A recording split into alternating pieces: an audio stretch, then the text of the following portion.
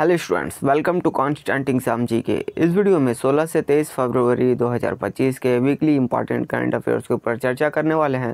Video को and तक जरूर देखिएगा। ये सारे के सारे जितने भी क्वेश्चंस हैं ये काफ़ी मोस्ट इम्पॉर्टेंट आपके लिए होंगे किसी भी कॉम्पिटिटिव एग्जाम्स के लिए करंट अफेयर्स की सीरीज़ में, तो वीडियो को एंड तक जरूर देखिएगा। तो चलिए बिना टाइम वेस्ट किए वीडियो करते हैं स्टार्ट। पहला क्वेश्चन है, किस देश ने 2025 से 2028 तक अभिलेखीय सहयोग के लिए भारत के साथ सहयोग के कार्यकारी कार्यक्रम पर हस्ताक्षर किए हैं? ओमान ने। भारत और ओमान ने अभिलेखागार के क्षेत्र में अपने सहयोग को मजबूत करने के लिए वर्ष 2025 से 28 के लिए इस कार्यक्रम की शुरुआत की है। इस समझौते का उद्देश्य ऐतिहासिक संबंधों को बढ़ाना था और भारत के राष्ट्रीय अभिलेखागार और ओमान के राष्ट्रीय अभिलेख और अभिलेखागार प्राधिकरण के बीच भविष्य के सहयोग को बढ़ावा देना होगा। किस संस्थान ने लॉजिस्टिक्स और बुनियादी ढांचे के विकास में सहयोग बढ़ाने के लिए DPIIT के साथ एक समझौता ज्ञापन पर हस्ताक्षर किया है? कोरिया परिवहन संस्थान ने। और इस समझौता ज्ञापन पर साझेदारी में PM गति शक्ति राष्ट्रीय मास्टर प्लान पर केंद्रित है, जिसका उद्देश्य ज्ञान के आदान प्रदान, शोध संचालित पहल और प्रौद्योगिकी अपनाने के माध्यम से रसद दक्षता में सुधार करना होगा। कौन सा राज्य 2027 में 39वें राष्ट्रीय खेलों की मेजबानी करेगा? मेघालय। राष्ट्रीय खेल का भारत का प्रमुख बहुखेल आयोजन है, जिसमें देश भर के एथलीट विभिन्न विषयों पर प्रतिस्पर्धा करने के लिए एक साथ आते हैं। वर्तमान में चल रहे राष्ट्रीय खेलों के 2025 संस्करण में services sports control board Maharashtra और कर्नाटक जैसी शीर्ष प्रदर्शन करने वाली टीमें पदक तालिका में सबसे आगे हैं। ट्रंप ने स्टील और एल्युमिनियम आयात पर कितने प्रतिशत टैरिफ लगाया है?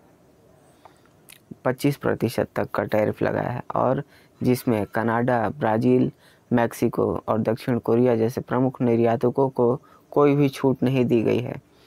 इस निर्णय का उद्देश्य घरेलू उत्पादन को बढ़ावा देना और विदेशी डंपिंग का मुकाबला करना है, लेकिन इसे वैश्विक स्तर पर प्रतिक्रिया को भी जन्म दे दिया है। सामाजिक विकास आयोग का 63वां सत्र कहाँ आयोजित किया गया है? न्यूयॉर्क में। और ये सामाजिक विकास आयोग का 63वां सत्र न्यूयॉर्क में आयोजित किया गया है, जिसमें 49 देशों के प्रतिनिधि शामिल हुए हैं। सत्र में समावेशी सामाजिक नीतियों और वैश्विक कल्याण पर केंद्रित किया गया है, जिसमें भारत की भागीदारी ने महिलाओं के नेतृत्व वाले विकास पर जोर दिया है। श्रीमती सावित्री कुमार ने इस कार्यक्रम को संबोधित किया। कौन सा राज्य निर्यात को बढ़ावा देने के लिए नई चमड़ा और फुटवेयर नीति का मसौदा तैयार कर रहा है? उत्तर प्रदेश। इस पहल का लक्ष्य कानपुर, आगरा, उन्नाव और नोएडा जैसे प्रमुख केंद्रों पर ध्यान केंद्रित करते हुए 5 वर्षों के भीतर राज्य के 20,000 करोड़ रुपए के चमड़ा उद्योग को दोगुना करना होगा। किस कंपनी ने मुथैया मुरलीधरन के साथ मिलकर स्पिनर स्पोर्ट्स ड्रिंक लॉन्च किया है? रिलायंस ने। और इस ड्रिंक की कीमत 150 मिलीलीटर के लिए 10 रुपया रखा गया है। 150 ml के लिए 10 रुपये रखा गया है, और यह lemon orange nitro blue flavour में उपलब्ध होगा। अपने ब्रांड की मौजूदगी को बढ़ाने के लिए स्पिनर ने Mumbai Indians, Gujarat Titans, Punjab Kings और सनराइजर हैदराबाद और लखनऊ सुपर जायंट्स जैसे IPL टीमों के साथ भी साझेदारी की है। विद्युत ऊर्जा सम्मेलन इलेक्ट्स कोरिया 2025 कहाँ शुरू हुआ है? सोल। जी हाँ, ये इलेक्ट्स कोरिया जो कि दक्षिण कोरिया के सियोल में सियोल होगा, सोल यहाँ पे प्रिंटिंग मिस्टेक हुई है। सियोल में जो कि कोरिया की राजधानी है वहाँ शुरू हुआ है, और इसलिए महत्वपूर्ण है क्योंकि बड़े पैमाने पर होने वाले सम्मेलन, खासतौर पर वैश्विक और स्थानीय कंपनियों से जुड़े सम्मेलन, आमतौर पर सियोल जैसे बड़े शहरों में आयोजित किए जाते हैं, जो ऐसे आयोजनों का समर्थन देने के लिए आवश्यक बुनियादी ढांचा पहुंच और प्रमुखता प्रदान करते हैं। किस संस्थान ने IoT के लिए संयुक्त अनुसंधान प्रयोगशाला स्थापित करने के लिए ERNet इंडिया के साथ साझेदारी की है?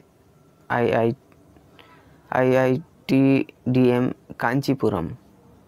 और इसके यह एक समझौता ज्ञापन पर के माध्यम से औपचारिक रूप से तैयार किए गए सहयोग का उद्देश्य अत्याधुनिक तकनीकों में अनुसंधान और विकास को बढ़ाना होगा। कैनरा बैंक का मुख्य अर्थशास्त्री किसे नियुक्त किया गया है? डॉक्टर माधवन कुट्टी जी को। और वे कॉरपोरेट क्षेत्र में 20 वर्ष से अधिक का अनुभव रखते हैं। वे बैंक के आर्थिक रणनीतियों को आकार देने में सहायक होंगे। डॉक्टर माधवन कुट्टी की विशेषज्ञता बैंक के निर्णय लेने में मार्गदर्शन करेगी, जो मूल्यवान आर्थिक अंतर्दृष्टि और नीतिगत सिफारिशें प्रदान करेगी। 38वें राष्ट्रीय खेलों में लयबद्ध जिम्नास्टिक में स्वर्ण पदक विजेता मुस्कान राणा किस राज्य से हैं? जम्मू और कश्मीर से। उत्तराखंड में यह 38वें राष्ट्रीय खेल हो रहे हैं, जो कि खेल में जम्मू और कश्मीर की विरासत आगे बढ़ी और मुस्कान ने राष्ट्रीय चैंपियनशिप में कई पुरस्कार जीते हैं, जिसमें एक स्वर्ण पदक, 2 रजत पदक, एक कांस्य पदक इसमें शामिल है। मार्च में भारत के फीडा विंडो मैच कहाँ आयोजित होंगे? शिलोंग में। शिलोंग के जवाहरलाल नेहरू स्टेडियम को चुना गया है और भारत 19 मार्च को मालदीव के खिलाफ एक दोस्ताना मैच खेलेगा और 25 मार्च को AFC एशियाई कप 2025 क्वालिफायर में बांग्लादेश का सामना करेगा। किस कंपनी ने भारत में electronic warfare laser warning system 310 के विनिर्माण के लिए साब के साथ समझौता ज्ञापन पर हस्ताक्षर किया है? HAL। जी हाँ, HAL का फुल फॉर्म होगा हिंदुस्तान एरोनॉटिक्स लिमिटेड और इसके साथ यह हस्ताक्षर किया गया है। यह समझौता इस उन्नत प्रणाली को घरेलू स्तर पर निर्माण करने की अनुमति देता है और इसमें महत्वपूर्ण रखरखाव प्रौद्योगिकी का हस्तांतरण इसमें शामिल होगा। जलीय पशु रोगों पर संगोष्ठी का उद्घाटन किस शहर में किया गया है? नई दिल्ली में। यह कार्यक्रम 12 से 15 फरवरी 2025 को आयोजित होने वाले 14वें एशियाई मत्स्य पालन और जलीय कृषि मंच का हिस्सा है। मंच का विषय एशिया प्रशांत में ब्लू ग्रोथ को हरित बनाना रखा गया है। बैटरी ऊर्जा भंडारण प्रणाली पर सहयोग करने के लिए किस कंपनी ने ONGC के साथ साझेदारी की है? टाटा पावर ने। साझेदारी का उद्देश्य ग्रिड स्थिरता में सुधार करना, नवीकरणीय ऊर्जा स्रोतों को एकीकृत करना और 2030 तक भारत के 500 गीगावाट के स्वच्छ ऊर्जा लक्ष्य का समर्थन करना होगा। Next question, global best M government gold award 2025 जीतने वाले भाई बहनों का संबंध किस शहर से है? हैदराबाद।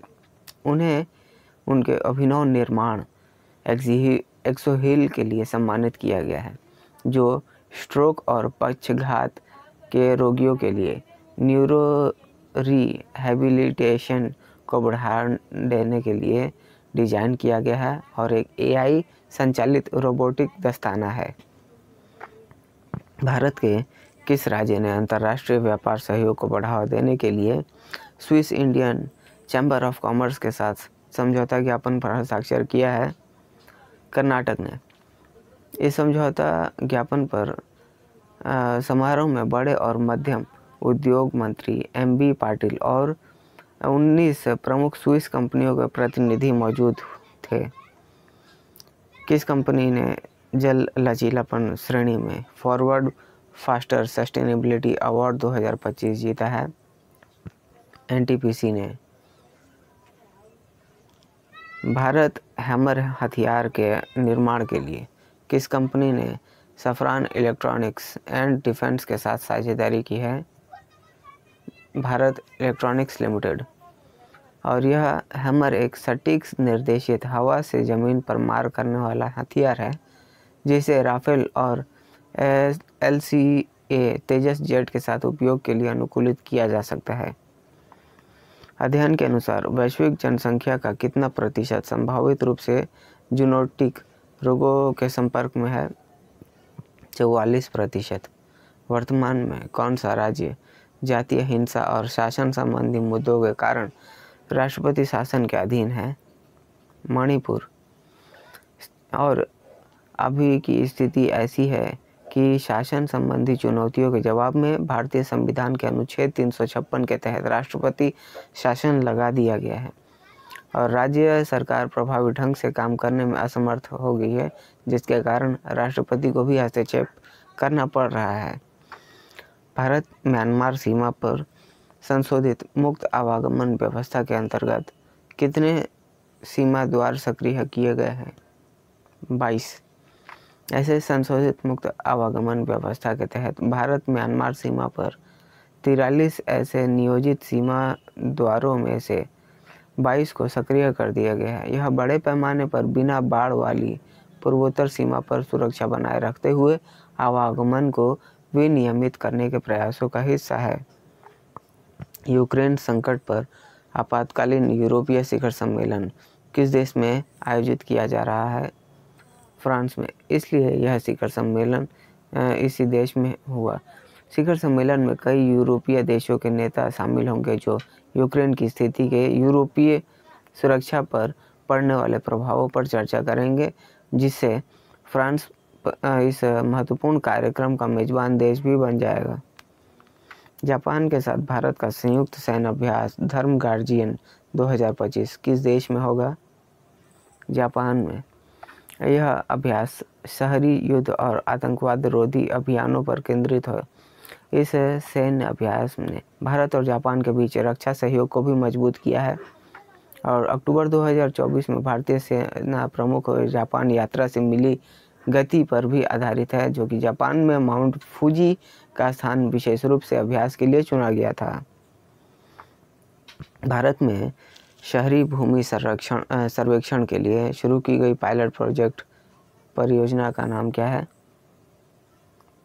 नक्श। और इस पायलट परियोजना का उद्देश्य 26 राज्यों और 3 केंद्र शासित प्रदेशों में 152 ऐसे शहरी स्थानीय निकायों में शहरी भूमि अभिलेखों को नियुक्त बनाना है। यह सटीक भूमि स्वामित्व दस्तावेजीकरण सुनिश्चित करने, विवादों को कम करने और शहरी नियोजन में सुधार करने पर केंद्रित है। 57 मिनट में कम समय में दौड़कर नया हाफ मैराथन विश्व रिकॉर्ड किसने बनाया है? जैकब किपलिमो। जी हाँ, और इन्होंने इथियोपिया के ये योमिफ जेकेल्बा द्वारा बनाए गए 57 मिनट 30 सेकंड के पिछले रिकॉर्ड को भी तोड़ दिया है। और किपलिमो जो कि रिकॉर्ड तोड़ के प्रदर्शन पिछले समय में 48 सेकंड का सुधार किया है, यानी 48 सेकंड पहले इस लक्ष्य को पूरा कर लिया है, जो इस आयोजन के इतिहास में सबसे बड़ा सुधार होगा। नेक्स्ट क्वेश्चन है, राज्य ने औद्योगिक पार्क और हरित ऊर्जा नीति 2025 को मंजूरी दी है? तो राइट आंसर होगा ऑप्शन डी, असम में।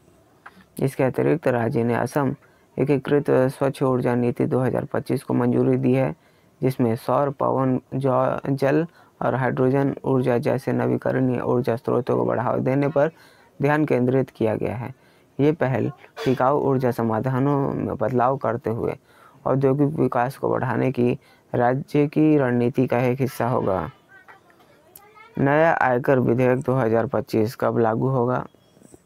1 अप्रैल 2026 को। महाकुंभ मेले के दौरान प्रयागराज में गंगा नदी में पाया जाने वाला प्राथमिक स्वास्थ्य खतरा क्या है? मल बैक्टीरिया। भारत ने किस देश को अनार की पहली समुद्री खेप भेजी है? ऑस्ट्रेलिया। महाराष्ट्र के सोलापुर क्षेत्र में 5.7 मीट्रिक टन वजनी यह खेप जनवरी 2025 में सिडनी पहुंचेगी। पहुंच गई है और यह भारत के फल निर्यात क्षेत्र में एक महत्वपूर्ण मील का पत्थर साबित हुआ है। किस राज्य ने वंचित महिलाओं के उत्थान के लिए जी सफल पहल शुरू की है? गुजरात ने। यह योजना आर्थिक आत्मनिर्भरता को बढ़ावा देकर वंचित परिवारों, विशेषकर महिलाओं को सशक्त बनाने पर केंद्रित है। इसका उद्देश्य गुजरात के 10 जिलों के 25 तालुकों में 50,000 अंत्योदय अन्न योजना कार्डधारक परिवारों का उद्धार करना होगा। भारत के नए मुख्य चुनाव आयुक्त के रूप में किसे नियुक्त किया गया है? ज्ञानेश कुमार। यह महत्वपूर्ण नियुक्ति उन्हें चुनाव आयोग की नियुक्तियों को नियंत्रित करने वाले नए कानूनों के तहत चुने गए पहले सीईओ के रूप में चिन्हित करती है। उनका कार्यकाल 26 जनवरी 2029 तक चलने की उम्मीद है। अंतर्राष्ट्रीय दूरसंचार संघ का मुख्यालय किस देश में स्थित है? ऑप्शन 4 स्विट्जरलैंड में। तो स्टूडेंट्स, ये थे आज के हमारे इम्पॉर्टेंट वीकली करंट अफेयर्स। आशा करता हूँ आप सभी को ये सारी वीडियो में जितने भी क्वेश्चंस थे वे आपके लिए इम्पॉर्टेंट होगी और ये आपको ज़रूर पसंद भी आई होगी ये वीडियो। अगर वीडियो पसंद आई है, वीडियो पर एक लाइक ज़रूर करिएगा और चैनल पर नए हैं तो चैनल को भी ज़रूर सब्सक्राइब कर लीजिएगा, क्योंकि इस तरह के वैल्यूएबल वीडियोज़ मैं आपके लिए हमेशा बनाता रहता हूँ। तो चलिए मिलते हैं नेक्स्ट वीडियो में। तब तक के लिए कीप वॉचिंग, कीप प्रिपेयरिंग।